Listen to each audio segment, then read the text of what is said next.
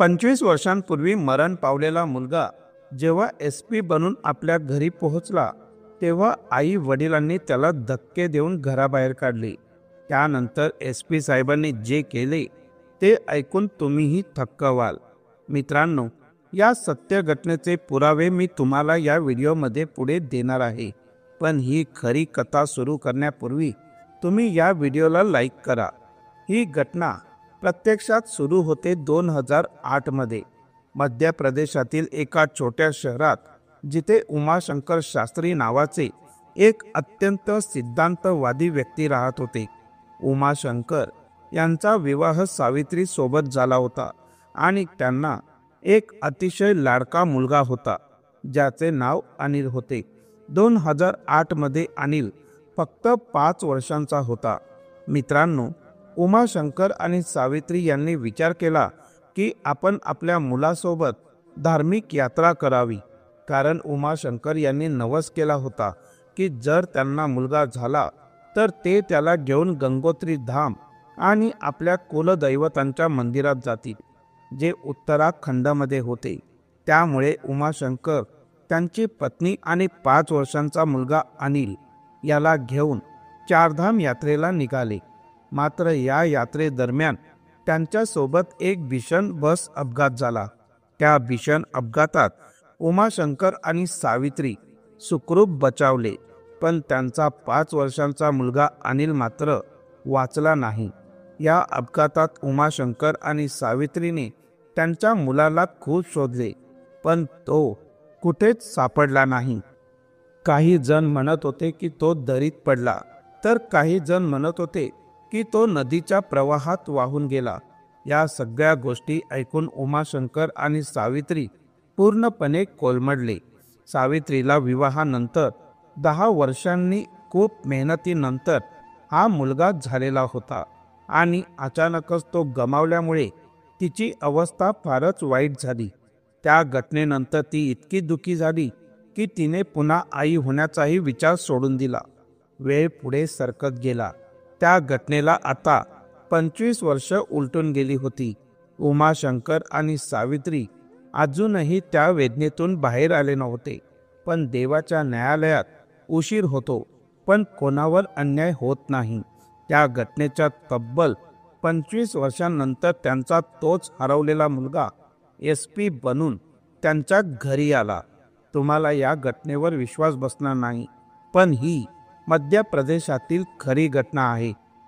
ही घटना जरी उत्तराखंडमध्ये घडली असली तरी तिचा शेवट मध्य प्रदेशमध्ये झाला।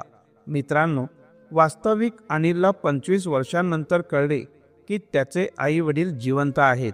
त्यामुळे तो त्यांना शोधत आपल्या मूळ गावी पोहोचला, त्याच घरात गेला जिथे तो जन्मला होता। जेव्हा अनिल आपल्या आई वडिलांसमोर उभा राहून त्यांना सांगू लागला की मी तुमचा मुलगा आहे, तेव्हा त्याचे आई वडील आश्चर्यचकित झाले। त्यांनी सांगितले की हे काय विनोद करत आहेस? आमचा मुलगा 20 वर्षांपूर्वी उत्तराखंडमधील बस अपघातात मरण पावला। तू कोण आहेस आणि आमचा मुलगा असल्याचा दावा का करत आहेस? उमाशंकर यांना शंका आली की हा खोटा व्यक्ती तर नाही ना, जो आपल्याला फसवण्याचा प्रयत्न करत आहे? कारण उमाशंकर श्रीमंत होते, त्यांच्याकडे प्रचंड संपत्ती होती, त्यांना केवळ अपत्य सुख नव्हते, बाकी त्यांच्या आयुष्यात सर्व काही होते। त्यामुळे त्यांना वाटले की हा व्यक्ती माझ्या संपत्तीवर डोळा ठेवून खोटा दावा करत असे। जेव्हा अनिलने आग्रह धरला की मी तुमचाच मुलगा आहे, तेव्हा उमाशंकर आणि सावित्रीने त्याच्यावर विश्वास ठेवण्यास नकार दिला। सावित्री मात्र आईची ममता ओळखत होती। तिने अनिलमध्ये एक विशेष गोष्ट पाहिली। मित्रांनो, अनिल जेव्हा 5 वर्षांचा होता तेव्हा त्याच्या मानेवर एक काळसर जन्मखून होती आणि आता या व्यक्तीच्या मानेवरही तशीच खून होती। जेव्हा सावित्रीच्या नजरेस ती खून पडली तेव्हा तिने उमाशंकरला सांगितले की थांबा, हा मुलगा खरं बोलत असावा, हा आपलाच मुलगा आहे। उमाशंकर म्हणाले की सावित्री, तुला काय वेळ लागले का? तुला खरंच वाटतं की आपला मुलगा जिवंत आहे? बस अपघातात तो वाचला असता तर आपण किती शोधलं होतं। पण तो सापडला नाही. सावित्रीने सांगितले की आपल्या अनिलच्या मानेवर जशी खून होती तशीच खून या व्यक्तीच्या मानेवर आहे. उमाशंकर म्हणाले, असं कुठे लिहिलंय की ही खून फक्त आपल्या मुलाकडेच असणार आहे? इतर कुणाच्याही मानेवर अशी खून असू शकते? मात्र आईच्या प्रेमापुढे हे तर्कच चालत नाही. आई तिच्या मुलाला कधी ना कधी ओळखतेच. सावित्री आणि उमाशंकर यांच्यात वाद झाला, पण सावित्री आपल्या म्हणण्यावर ठाम राहिली. हा माझाच मुलगा आहे. SP हे सर्व पाहत होते आणि ते म्हणाले की आई बाबा समजून घ्या, मीच तुमचाच मुलगा आहे. त्यावर उमाशंकर म्हणाले की जर तू खरोखर आमचा मुलगा असशील तर सांग, त्या अपघातानंतर तुझ्यासोबत नेमकं काय घडलं? तू जिवंत कसा राहिलास? तेव्हा अनिलने संपूर्ण सत्य सांगितले. मित्रांनो, त्या बस अपघातात एक साधू महाराजही प्रवास करत होते.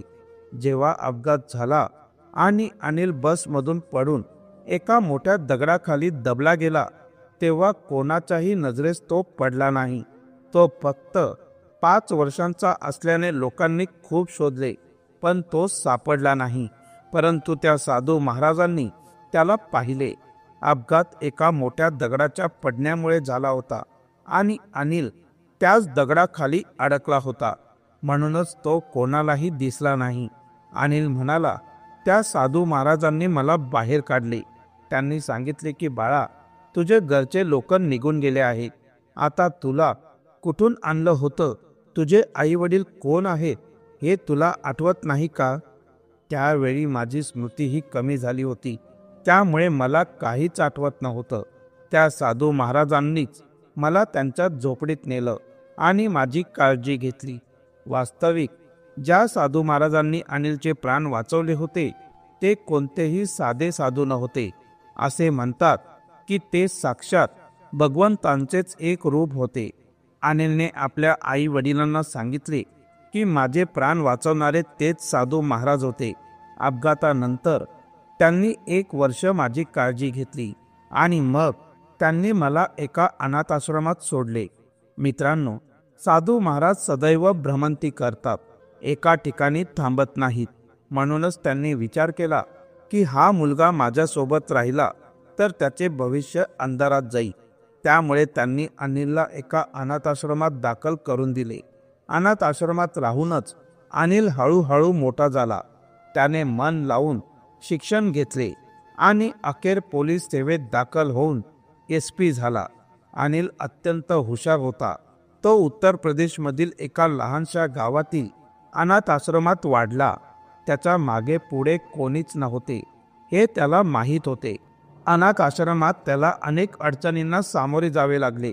कित्येकदा त्याची तब्येत इतकी बिघडली की त्याचे जगणे अशक्य वाटत होते, पण तरीही तो प्रत्येक संकटातून वाचत राहिला. असे म्हणायचे की त्याच्या भोवती काहीतरी अदृश्य चमत्कारी शक्ती होती. जेव्हा अनिलने हे सर्व सांगितले तेव्हा त्याचे आई वडील विचारू लागले, हे सगळं ठीक आहे, पण तुला आमचा पत्ता कोणी दिला? तुला कसं कळलं की आम्ही अजूनही जिवंत आहोत?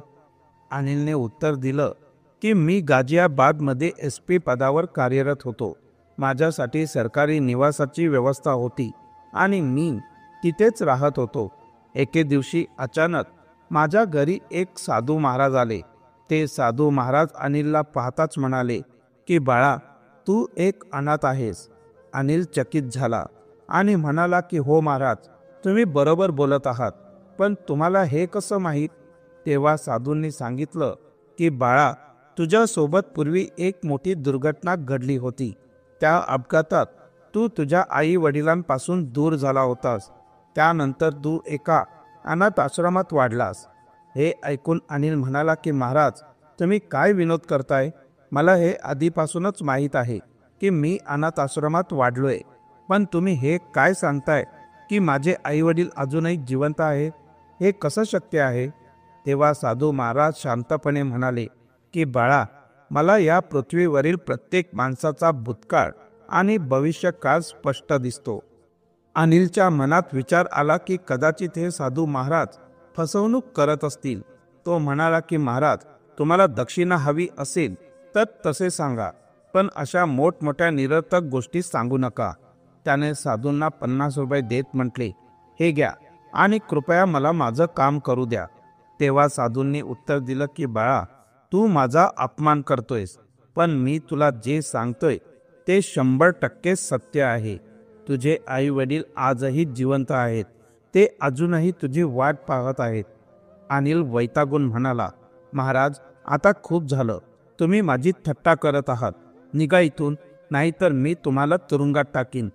तेव्हा साधूंनी हसून सांगितलं की बाळा, तू मला तुरुंगात टाक, शिक्षा दे किंवा मला मारहाण कर, पण मी जे सांगतोय ते खरं आहे.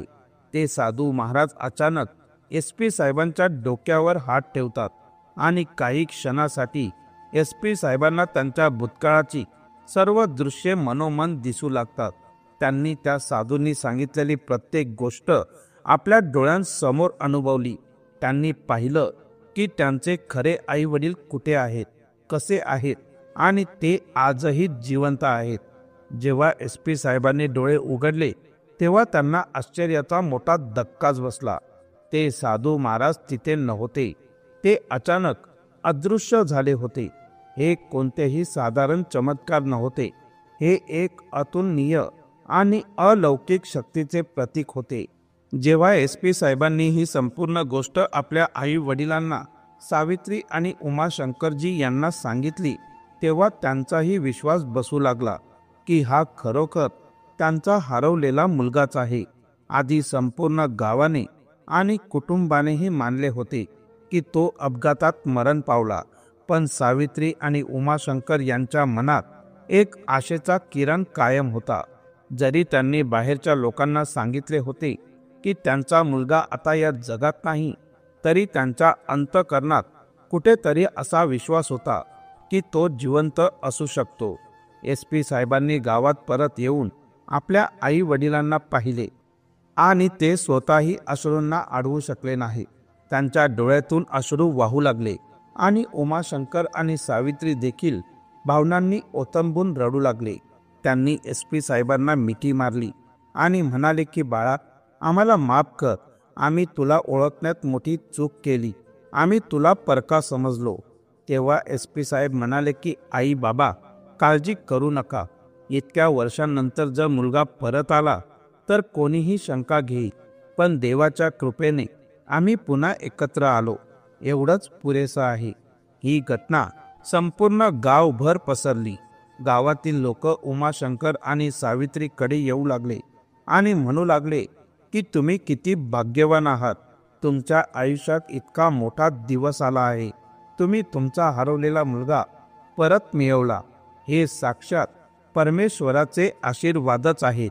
उमाशंकर यांच्या घरी सणासारखे आनंदी वातावरण निर्माण झाले. सगळींकडे उत्साहाचे वातावरण होते. ही घटना एक योगायोग मानायचा की देवाची लीला, हे तुमच्या श्रद्धेवर अवलंबून आहे. तुम्हाला काय वाटतं? तुमचा यावर काय विश्वास आहे? तुमची प्रतिक्रिया आम्हाला नक्की कळवा. थँक्यू.